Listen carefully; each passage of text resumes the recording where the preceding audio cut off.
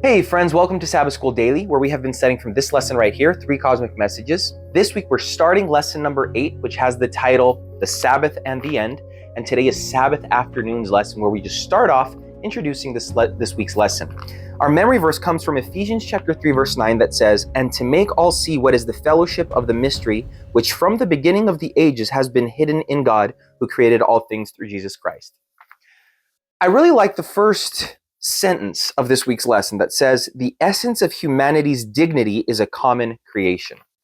You know, one of the saddest things that I observe in our world is the attempt, the push to divide people, to separate people. It's as though we always want to see the difference in someone else, be that by the way that they dress, be that by the way that they look, or the language that they speak, or the heritage that they have, the culture that their family or their people might have. People see differences. However, if I take the Bible seriously, the Bible is a book that emphasizes what we have in common. And what we have in common is creation. We all stand together, friends, at the foot of the cross. A verse in this week's lesson, in today's lesson, that comes from Acts 17, verse 24 through 26, it says, "God, who made the world and everything in it, since he is Lord of heaven and earth, does not dwell in temples made with hands. And he has made from one blood every nation of men to dwell on all the face of the earth."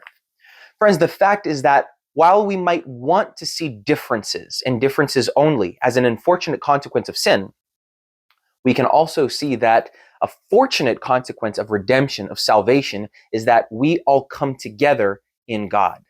Friend, God made all of us. He made us man and woman. He made us the way that we are. And while sin did twist, it did change God's perfect ideal, we are still his children. And in him, again, we are a family. The truth is that when we understand this, when we understand why we are who we are, why we are what we are, we will see that all of us have worth, not because of our social status, not because of our bank accounts, not because of any other reason, except the reason that the Son of God gave himself for us. Friends, we find our identity in God. We find our purpose in God. He made us. He loves us so much that he died for us. John 3:16 says that God so loved that he gave. God so loved that he gave. So our worth, our value comes from loving, caring, paternal hands from heaven.